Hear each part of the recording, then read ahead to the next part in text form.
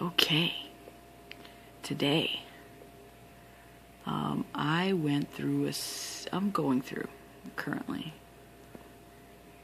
a very serious, not so much serious, but in my mind I'm making it serious, anxiety issues, like big ones. Because the excitement of this new car is now turning into anxiety. The idea of having to make appointments and go see people and talk to people and get your car fixed if something goes wrong, or insurance situations and DMV stuff and all that is... I made the mistake of overthinking, and now it's freaking me out so bad. I'm freaking out. And normally I would just keep it to the freaking out. I just keep it to myself and stuff like that. But I just can't. I can't. I'm freaking out. Normally I'd isolate myself in my room, away from people, and freak out quietly. But it's not working, given the recent events. I was already upset. I'm already in a state of emotions. So to have something start to freak me out now is getting to me. I'm bothered at work. I'm short-tempered. I'm annoyed. I'm flipping out. I'm starting to do things that I wouldn't otherwise normally do unless it was a bad day, but like every day is turning into a bad day. And then on top of that, I have to deal with customers on the holidays, which, if you ever worked with the public, you know what I'm talking about. But I've never actually been like diagnosed professionally, but I'm pretty certain I have high levels of social anxiety. They stop me from doing it. Well, not they. It stops me from doing even the simplest tasks. I take forever to have to trick my brain, not think about something. If I think about it too much, I'll talk myself out of it. And I've done that so many times.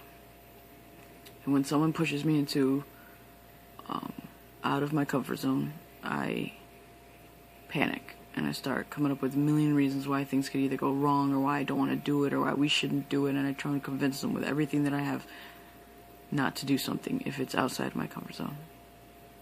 Or I just retreat into my room and I isolate myself away from everyone. And that's not good. Doing stuff like that is not good. It's up until the end of Thanksgiving, it was working, I guess, for me. Not for the better. I mean, I don't have a very good quality of life with this annoyingness, but it was fine. And then something major happened, and now I'm realizing that this is not a way to be. It's not a way to live, and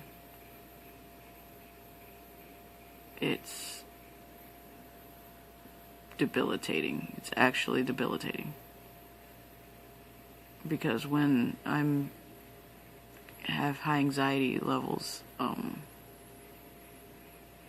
I avoid everything and everyone until I calm down. Because if I go into a situation where I have high anxiety levels, I'll freak out, or I'll start to cry, or something like that, and I don't want people to see me vulnerable like that. I hide myself, and it's not good. Or I keep away. I don't talk to anybody. That's why I was like by myself all the time. And it's been this way since I was younger. Since I was, in school. If I didn't do homework because I didn't feel like doing homework when I was in elementary school, we'll say, I'd freak out. I'd have a panic attack because I'd think about what the teacher would say or what the teacher would do, and I'd literally go in full panic attacks, full on. I would cry and cry and cry, and if my mom would make me go to school, I would have full on arguments with her. She would make me go to school, and I would cry about not wanting to go to school, and she would either have my dad drag me into school kicking and screaming, or she would give in and let me stay home from school, but I'd be in so much trouble. I would have to stay in my room, and it wouldn't be good. I've always been this way. In high school, it came back again. I would not want to go to school, not want to see people, just going there.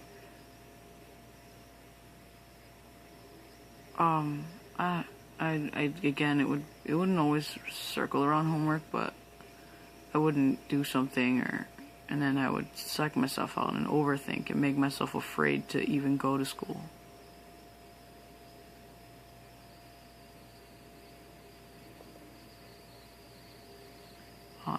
And I'd start to cry. And I'd beg my mom, I'd beg her not to make me go to school. Don't make me go in there. I remember that very clearly. I couldn't tell her why. But I would tell her, crying, please don't make me go there. Please don't make me go there. And she would start to get mad at me, but out of concern. And she would wonder why. And one time I actually got her to the point where she was almost crying too, because she was worried for me. She didn't know why I was telling her that. She would let me stay home so I wouldn't, because she didn't want to see me like that, but sometimes she would force me to go and I would cry. And sometimes she would get so mad at me, she'd just bring me home and she'd just want to know why. She'd just want to know why I was so upset. And I was so embarrassed. I was so embarrassed that I'd never told her why. The reason why was because of anxiety issues. Something so in your face. But and then later on I'd feel so guilty, like why did I do that? Why did I do that? It's just school. Why can't you just go to school? And I got better in the end because she helped me to graduate. And finally I did. After a long time I ended up graduating, but I forgot about it and I never addressed the problem, and I've not addressed the problem since, and every once in a while it comes back again and it sucks. I would get that same feeling, like just panic, full-on panic. And recently being that way has actually costed me something really important in my life. And I never knew it would affect me this bad, but it actually costed me my relationship. It literally made me push away one of the most important people in my life. And because I've tried to cope in other ways before, and I've never really had a way to do it properly, I just decided to start making videos and posting them on YouTube. Because if I can't be honest with the people closest to me, then I'm gonna be honest with somebody. Somebody's gonna see these videos, and I'm almost 100% positive that he would never find these videos. So that's why I'm able to do it so calmly. And if he ever did, I would most definitely poop my pants. But this seems to be calming me down.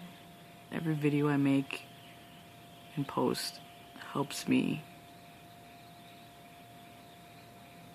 calm down, because one way or another I'm getting what I'm really feeling out. and it's helping me. So, yeah.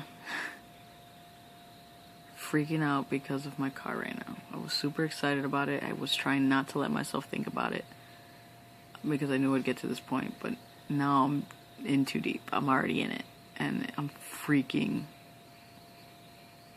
out so much. And the only way I could do this, I guess, is by myself.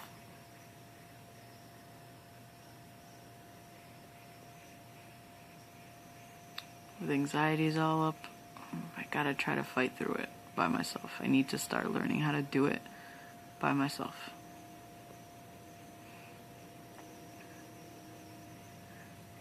I'm doing better. I'm actually talking to people more. Like my sisters and stuff, about what I'm feeling, and my brother even. But every time I start to feel really good, like, yes, doing better, I get knocked back down a couple pegs and I just start to freak out. I don't want to anymore, and I'm trying to find a way out of freaking out, but it's not easy. I don't want it anymore. I don't want this feeling anymore. I don't know how to get rid of it. But I'm trying to. I've not given up yet.